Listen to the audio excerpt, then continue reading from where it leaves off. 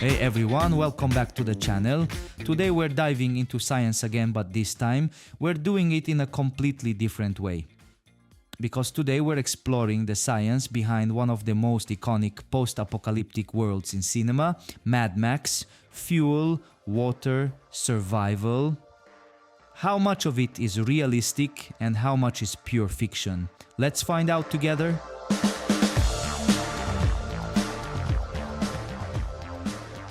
Today we're diving deep into Mad Max, Fury Road.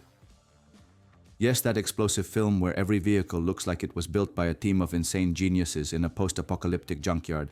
We'll talk cars, engines, war rigs, and all kinds of wild machines, all crafted in a world where nothing works the way it's supposed to. A world where survival runs on fuel and creativity is a matter of life and death. So here's the big question. Could anyone actually build something like this in such an extreme scenario?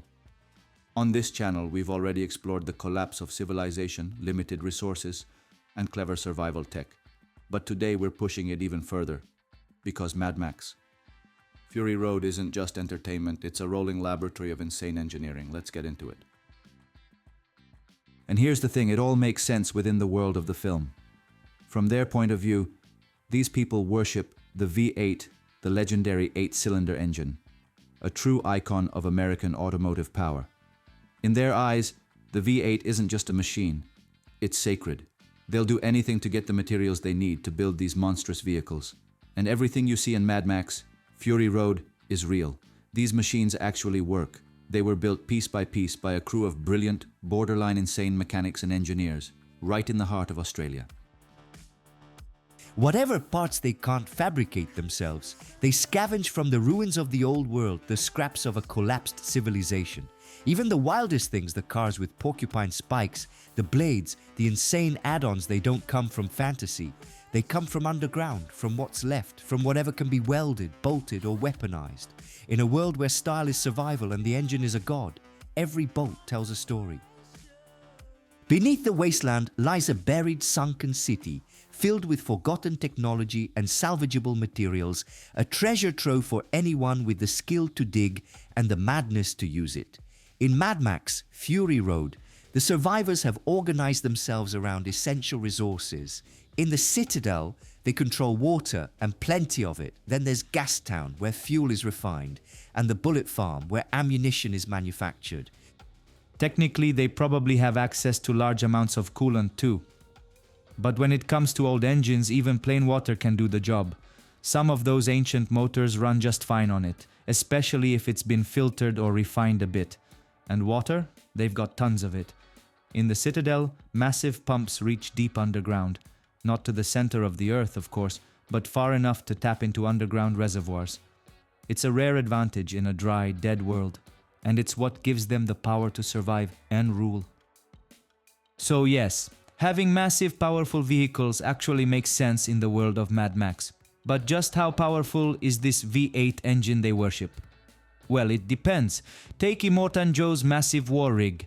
That monster had two V8 engines bolted together. Finding even one of those is rare. Two is practically legendary. On paper, they could push out around 1200 horsepower combined. But in reality, not all of that power made it to the ground. Otherwise, the whole thing would have just done wheelies like a drag bike. In fact, during the early builds of the Gigahorse Immortan, Joe's insane battle car, they were blowing out a transmission every single day. No joke. Eventually, after countless breakdowns, they just went, "All right, screw it." So they installed a heavy-duty truck transmission, not from some pickup, but from a serious heavy hauler built to move tons. The result? Basically a post-apocalyptic Ferrari, running on the guts of a freight truck. So yeah, 1200 horsepower is insane. It's like strapping a rocket engine to a tin can. But to really put that in perspective, let me show you a quick comparison with some well-known cars. For example, a Ferrari typically starts at around 300 horsepower, but raw power isn't everything. What really matters is the power-to-weight ratio.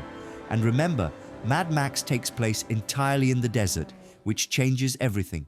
In those conditions, you need huge, wide wheels, ideally soft like the ones on monster trucks, to grip the shifting sands and rough terrain. So yeah, it may all look insane, and it is, but it actually makes sense when you see it through the logic of their world. Hi guys, that's all for today. I hope to see you in the next video. What would you like to cover in the future?